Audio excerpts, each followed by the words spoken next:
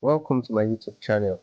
If you are joining us for the first time, do well to subscribe and click the notification bell just so you'll be the first to get notified each time I release a content. So today, it will interest you to know that we're going to be discussing something that pertains to us as Kingdom Financier, which is the reality of poverty in our world from the book Money Won't Make You Rich. What are the cues that we have from this great book? So let's just go into it in detail. Let us consider. Imagine first we have a rich family, a family that possesses all that they need in cars, talk of well furnished homes, sofas, um, king sized bed, oriental carpet, television, and all of that. And another family, which is a poor family, of course, from a village in Africa. A family whose earthly possession is at the front of their hut or at the front of their tattered house. No good clothes, no good shoes. In fact, they live together with their goat, their pig, and then chickens. If I ask, or if a question is being raised that which of this family would you like to belong, I'm sure that 100% um of people listening right now or watching right now would have chosen the first. I mean, everybody loves soft life, good life, and this is not a bad deal at all. It is not a bad idea. However, we need to know that the rate of poverty in the world, especially in Africa, is still on alarming rate. Even in 2025, yes, uh people are still living way below a meal per day. So the fact that there's a reality of people who have abundance does not remove the fact that or deny the fact that there are people who still live in great scarcity. Then this now brings us to the big question. Are you driven by your need or greed?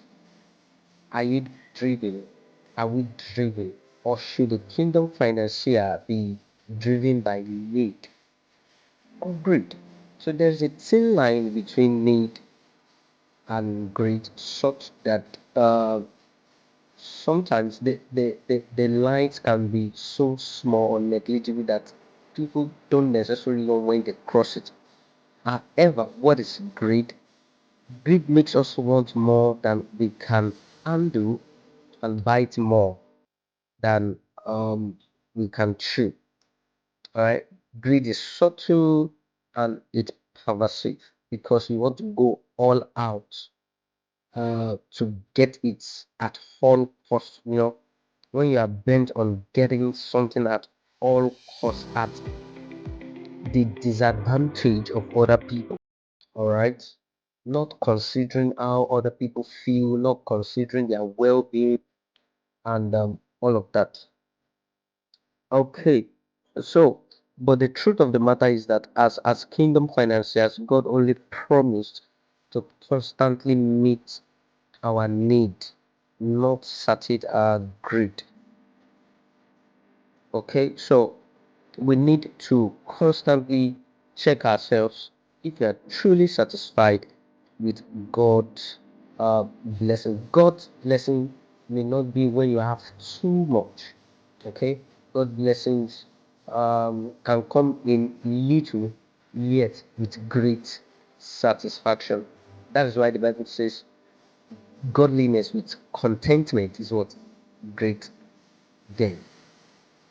Again, have you ever imagined that there are some certain countries who have the most money while others don't, and some certain people who have the most money while others do not? Right? Have you ever imagined that? Okay, why does it look like there is an abundance of these resources with someone and then it's scarce with people? And to even bring to your notice, currently there are 3,000 to 3,323 billionaires in the world. 3,000. Just this is just a little fraction, right? Which is less than 1%. If you had to look at it, um, it should be 0.00001 or thereabouts. Okay, and millionaires in the world are just about 1.5% of the world's population.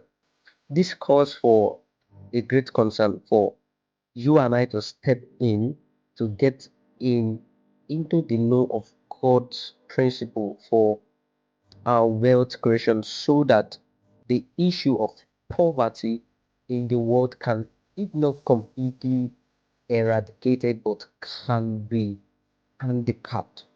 Can be handicapped. Why is there so much gap between the rich and the poor? The answer is not far-fetched. Why does it look like a like an endless distance between the rich and the poor? First, the rich produces. The rich people produce for the poor people to consume. The rich nation produce. They are